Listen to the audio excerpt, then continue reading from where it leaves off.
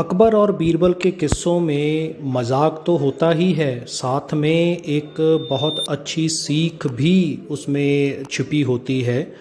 आज हम आपके सामने ऐसा ही एक किस्सा आपके साथ शेयर कर रहे हैं। ईश्वर अच्छा ही करता है। नमस्कार दोस्तों, कैसे हैं आप सब। सुनो कहानी के एक और नए एपिसोड में आप सबका स्वागत है।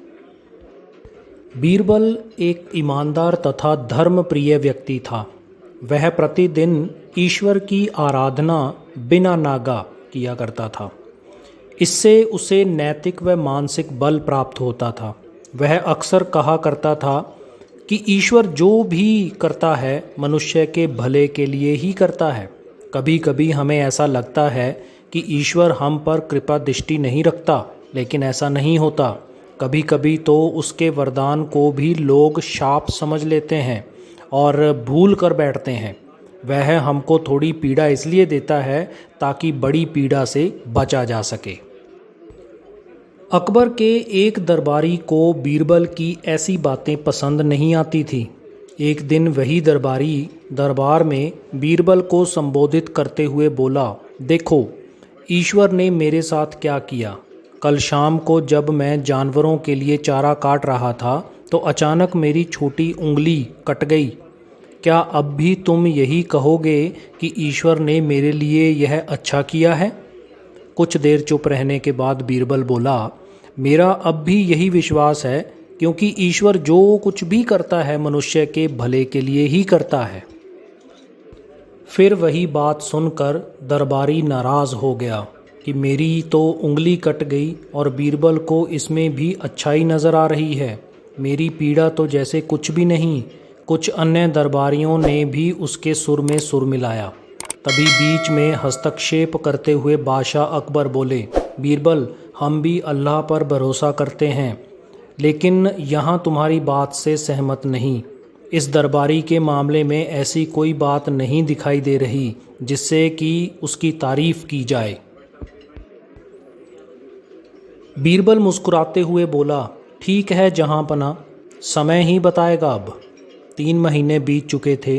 वह दरबारी जिसकी उंगली कट गई थी घने जंगल में शिकार खेलने निकला हुआ था। एक हिरण का पीछा करते हुए वह भटक कर आदिवासियों के हाथों में जा पड़ा। वे आदिवासी अपने देवता को प्रसन्न करने के लिए मानव बलि में विश्वास रखते थे। अतः वे उसे दरबारी को पकड़कर मंदिर में ले गए बलि चढ़ाने के लिए। लेकिन जब पुजारी ने उसके शरीर का निरीक्षण किया तो हाथ की एक उंगली कम पाई। नहीं, इस आदमी की बलि नहीं दी जा सकती, मंदिर का पुजारी बोला। यदि 9 उंगलियों वाले इस आदमी की बलि चढ़ा दी गई तो हमारे देवता बजाय प्रसन्न होने के क्रोधित हो जाएंगे। अधूरी बलि उन्हें पसंद नहीं। हमें महामारियों, बाढ़ या सूखे का प्रकोप झेलना पड़ सकता है, इसलिए इसे छोड़ देना ही ठीक होगा। और उस दरबारी को मुक्त कर दिया गया। अगले दिन वह दरबारी दरबार में बीरबल के पास आकर रोने लगा। तभी बादशाह भी दरबार में आ पहुँचे और उस दरबारी को बीरबल के सामने रोता देखकर हैरान रह गए। तुम्हें क्या हुआ, रो क्यों रहे हो? अकबर ने सवाल किया।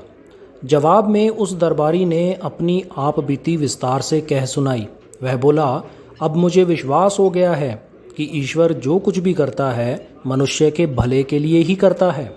यदि मेरी उंगली न कटी होती तो निश्चित ही आदिवासी मेरी बलि चढ़ा देते। इसलिए मैं रो रहा हूँ, लेकिन ये आंसू खुशी के हैं। मैं खुश हूँ क्योंकि मैं जिंदा हूँ। बीरबल के ईश्वर पर विश्वास को संदेह की दृष्टि से देखना मेरी भूल थी। अकबर ने मंद मंद मुस्कुराते हुए दरबारियों की ओर देखा जो सिर झुकाए चुपचाप खड़े थे। अकबर को गर्व महसूस हो रहा था कि बीरबल जैसा बुद्धिमान उसके दरबारियों में से एक है। तो दोस्तों, आशा करता हूँ आपको ये कहानी ज़रूर पसंद आई होगी। कहानी को शेयर और लाइक ज़रूर कर दीजिए और हाँ, सब्सक्राइब करना मत भूलिएगा।